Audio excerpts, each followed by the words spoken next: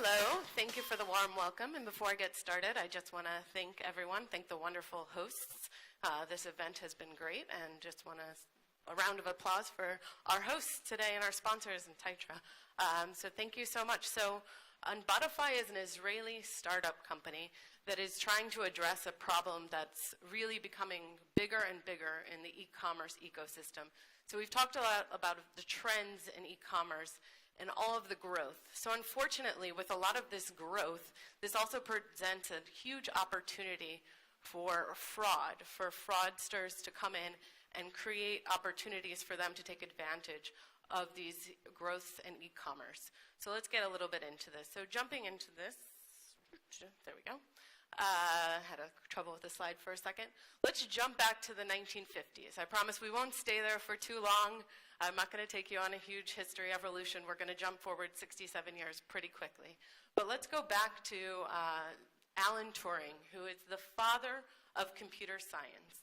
He proposed a test that took a human, a judge, in a text-only interface interacting with two different interfaces, one being a machine and one being a human. Within that text-only interface, if that judge could not decipher between the difference between the human and the machine was deemed to be intelligent. So that was the 1950s. If we fast forward a little bit, 67 years, these machines have only become more and more sophisticated in what they can do. And what was once a theoretical thought experiment is now one of the biggest challenges to the internet commerce economy today. So at Unbotify, what we do is we answer one simple question, which is not so simple to answer, is a visitor to your site a human or a bot? So we are able to use biometric behavioral data that we collect to allow us to decipher between human traffic and robotic traffic online. So we were actually ranked by Fast Company as the #1 most innovative technology company coming out of Israel. So actually, this is a pretty exciting thing. I know we have some representatives of Waze here. So Waze was #2. So we were in front of them as #1. So we have a lot of hopes for this company, as Waze was a company sold to Google for $1 billion several years ago. So we are working with some of the biggest e-commerce sites online. So let's get a little bit into why they're working with us, and this will sort of help you understand the solution a bit better. So a lot of e-commerce sites obviously have saved credit card data with all of their users. So if you log into a website, you're easily able to check out seamlessly, and all of your information is saved there. So if we think about some of the things that have happened on the internet in terms of fraud, in terms of cyber attacks, if we go back just a few years ago, look at some of the attacks, like let's take an example on LinkedIn. Over 6.5 million emails and passwords were linked. We all know that it's probably not the smartest thing to use our logins across different sites, but I think in the back of our head we all assume, okay, it's easier, we're going to remember it, I'm not going to be the person who's going to suffer from that fraud. So I'm sure, I don't want to take a raise of hands of the audience, but I'm sure the number of us who use the same login across sites is fairly high. So when those 6.5 million records were compromised, basically this opened up a market for people to start selling these credentials in the dark web. So if somebody buys, 20% of these records, let's say they buy a little bit over 1 million records, even if they have a 2% match years later, the amount of fraud that they can conduct with that is significant. They can go to the top 5 e-commerce sites, simply create a bot that will take those credentials and automatically test them within the site. That's a huge amount of fraud. If we think about travel companies that have proprietary deals on their site, these bots can come and scrape the content off the site and simply replicate it in another medium. So this is a very big problem for sites that have protected content, that the content is really what they monetize. If we think about big social networks who are selling advertising or other things within their network, part of what they have to do is ensure that the inventory that they're selling is absolutely clean and does not have robotic traffic in it. So they are very focused on ensuring that they can easily deliver traffic with 0% bots. If we think about gaming companies, this is where I first had to have somebody help me get my fraudster hat on, which wasn't necessarily a natural thing, thankfully. But there are a lot of sites out there that give people a sign-up bonus. So let's say a site pays you $100 to register an account to then do some gaming. Let's say it's online poker or something of the sort. Then what you can do is have a bot that registers multiple accounts and actually loses that money to your real account. And these types of things are the ways that there are hundreds of millions of dollars being fraudulently lost by robotic traffic. So if we think of this was again the different mechanisms. So if we think of this login stuffing, the scraping, the ad fraud, which is accounted for over $20 billion. There are estimates that over $20 billion of advertisers' money is actually spent on fraudulent traffic. So we all, as e-commerce mindsets, have to make sure that we're ensuring every single part of our chain, from acquiring customers. I know so many of us talked about that today. Acquiring the customers, to making sure that we're analyzing these customers in the most accurate way.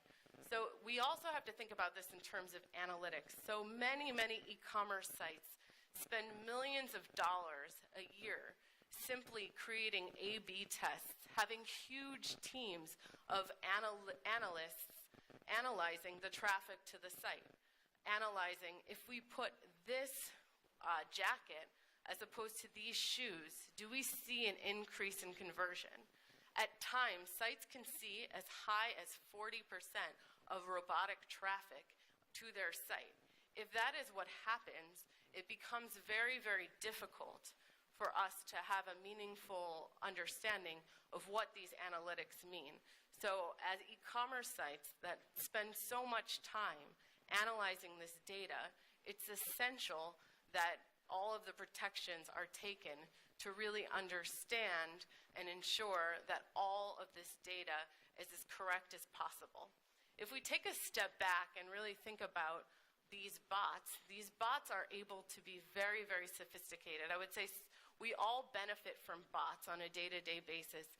So when we go to Google and we search for something, the reason those searches are so relevant is because Google is taking bots to crawl the content of a page to ensure that we get the most relevant search term back once we've queried something. So the interactions with bots are essential, and these sites need to be able to decipher between those helpful bots, the ones that can be whitelisted, and those fraudulent bots that are creating millions and millions of dollars of lost revenue. So the problem of bots are not something that is new. It's not a new problem, unfortunately. It's been around for over 20 years. So there are many players in the ecosystem that are solving this problem. Typically, these players are using, at the beginning, they were using IP address as the deciphering mechanism to understand robotic versus human traffic.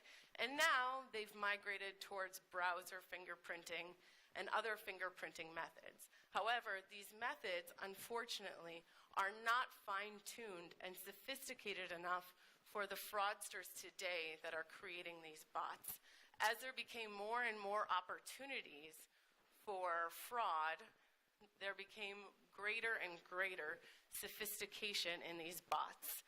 So simply, if a site can double its revenue by doubling its traffic because all of its revenue is coming from monetizing ads, it's very lucrative for these fraudsters to take part in this.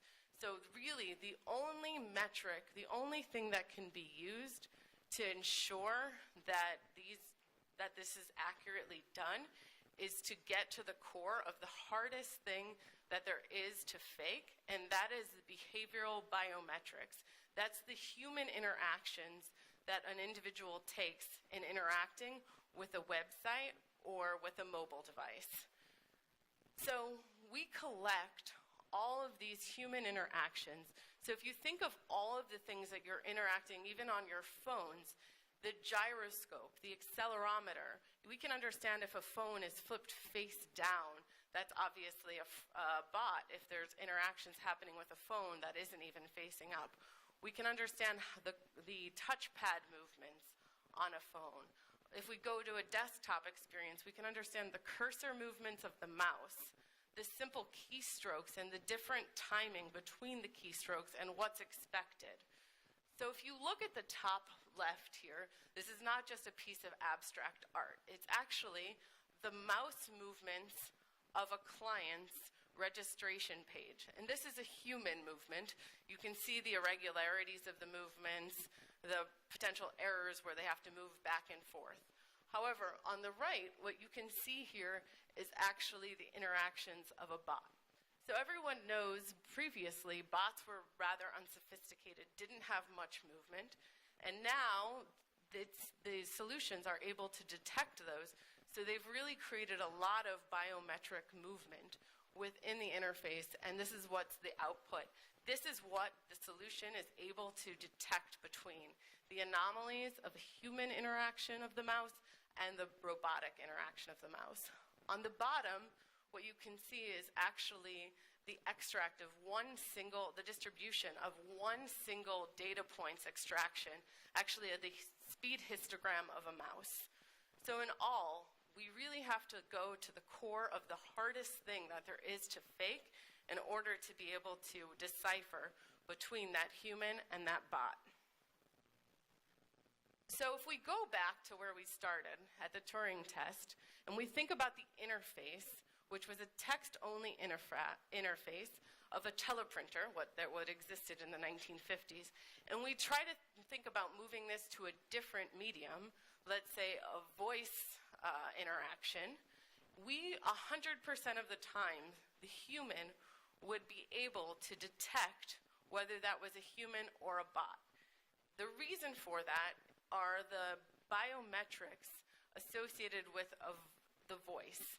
So we have tonality, we have emotional expression, and there are no bots that can fake that. There's no robot that can fake that with absolute accuracy. So we would still be able to do that. So that's what we believe is the essential and the critical way of making sure that we can have 100% detection is going to that same thing, obviously not in the voice-only ecosystem, but in a computer ecosystem, taking that same parity and taking that same data point that will have 100% accuracy.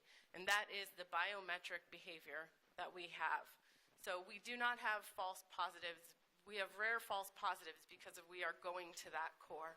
If we think about all of the e-commerce sites and all of the other things that an e-commerce site is having to deal with, we are very, very concerned with the implementation process. So this is simply done through an API. So the JavaScript of Unbotify is dropped into a page, and through an API, all of the data is then sort of collected and analyzed with anomaly detection solution and machine learning.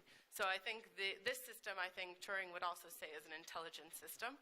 And really what we're trying to do is help our customers ensure that they are not spending money on fraudulent traffic from an advertising perspective, ensuring that they're not spending money analyzing fraudulent activity, and in a way, saving them money and taking back the entire web for us humans. So that's what we at Unbotify do, and I would love to talk to people in more detail. Thank you very much. Thank you so much to our speaker, Ms. Libby Novack.